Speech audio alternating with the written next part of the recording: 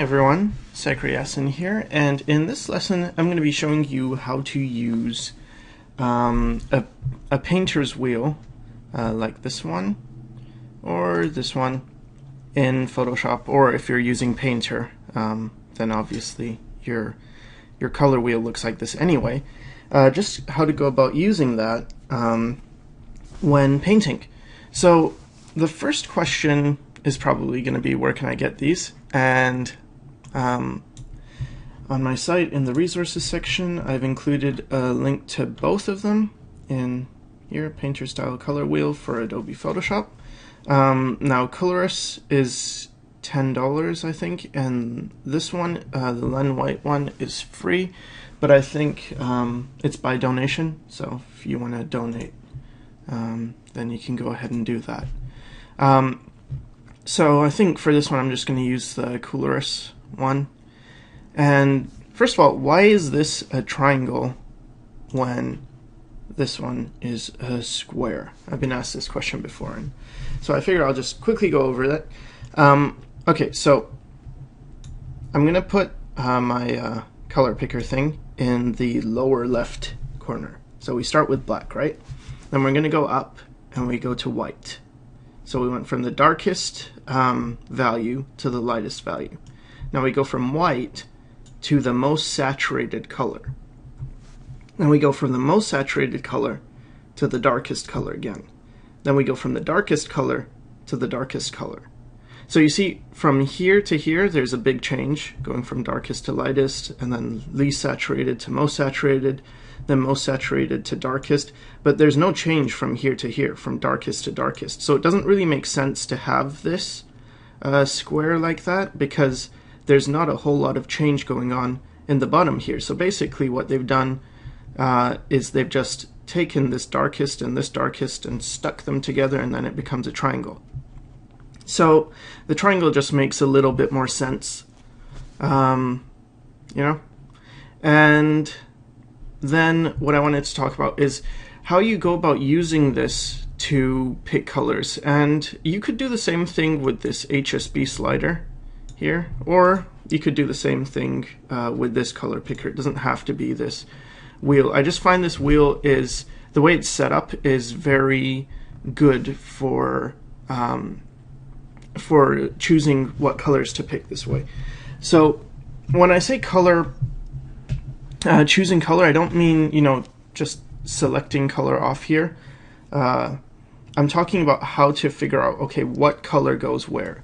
So the reason I chose this picture, which I'm working on right now for work, is because the colors aren't what they appear to be, and that's the whole point. So for instance, the ear here of this goblin looks fairly red, and I can go ahead and make the ear of this goblin red, I guess, for the demonstration. But this isn't red the way you think of red. So the way you think of red is probably a color like, you know, this for red. This is actually a brown. It's in the orange side. It's towards red, but it's pretty much a brown. Back here there's some colors that look pretty blue.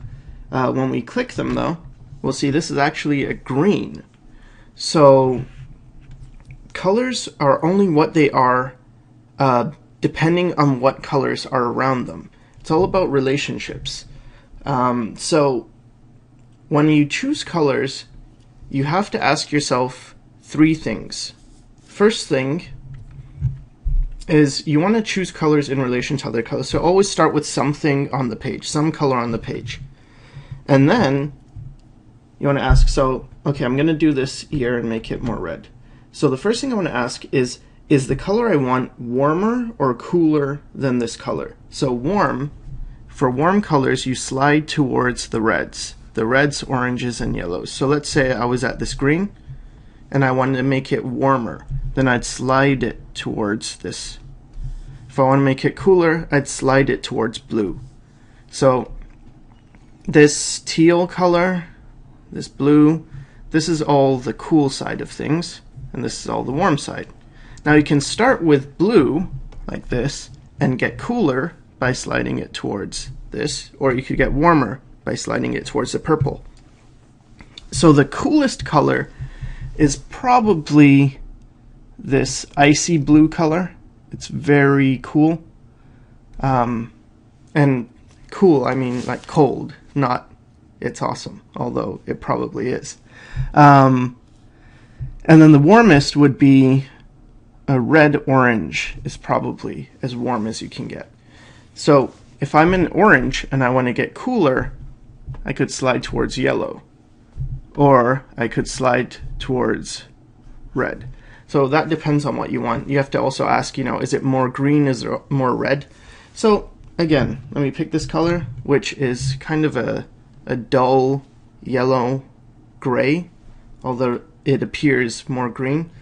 And I want to make it warmer because I want to make it closer to red. So I'm not going to go to red. I'm going to go warmer. I'm going to go towards red.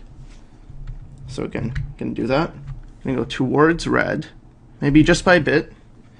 Then the next thing you want to ask yourself is it lighter or darker? And I think the value is too light, so it's going to be darker. So then I'm going to move towards this black end of the triangle because it's darker. And the next thing you want to ask is it more saturated or is it less saturated? And I want it to be more saturated, so more colorful, in other words. So there, I'm going to pick something like that, and then I'm going to test it. And it's a bit too dark, it's not warm enough, and maybe not saturated enough. So I'm going to go towards a warmer color, lighter, and more saturated. So if I want to get more saturated, I go towards this, the area that's, the most colorful. And I put that down, and I can go warmer still, more saturated and a bit lighter, or maybe less saturated, but a bit lighter. And yeah, see, so that's actually too much, but that's kind of how I go about finding the colors. And then an easy way to tone this down is I could, go over here and adjust things again, but because some of this color is already working, I can kind of pick color that's already there and then go over that and kind of lightly blend the two until I find a mid-tone that's about right. Then I find that, and that's pretty close to what I had anyway. So that's the way you go about finding color. If I wanted to make something blue here, and it's more blue, then I'll just move it towards the cool because I want it more blue. And there's a thing also, is that less saturated is usually more cold. So if I want it more cold, I can move it towards a gray, and then that's going to appear more blue. And then if I want it more lighter, then I can move it up a bit. And there we go. So that's looking pretty blue right now. But it's important to note that it's not blue, it's in just the color, it's green. It's a desaturated, a very desaturated, but it's a desaturated green. So that's why it's not good to think, what color do I want? Oh, I want blue. Because if you think that way, you'll think, okay, what color do I want for this background? Maybe there's like some sky showing through, and you'll think, okay, I want blue. Then you'll pick blue. And oh, a light blue, so you'll go light blue. Then you'll put it down, and it's way too strong. And if you work all the colors this way, you're going to end up with a very immature palette, or an amateur palette. So everything's about relationships. And again, as I mentioned before, if I wanted to do this using just the default thing, I could with the HSB sliders. Just pick the color, and then if I want it warmer, it goes towards this. If I want it cooler, it goes towards that. So I want it cooler, I want it lighter, so then you change the B, which is for brightness, and I want it less saturated. Then I can get that color. And again, same thing here, you know, warmer, cooler is towards here. So if I'm here and I want to get cooler, I go down. If I'm here and I want to get cooler, I go down as well. But if I'm here and I want to get cooler, I go up. So basically it's whatever is closest, and actually this bottom part should connect to this top part so that it's easier, and it does in this painter wheel, which is why it's just, for me anyway, it's much easier to use. And then lighter or darker if I want to go more saturated or less saturated. So that's how I pick colors or choose colors. And hoped it helped, and thanks for watching.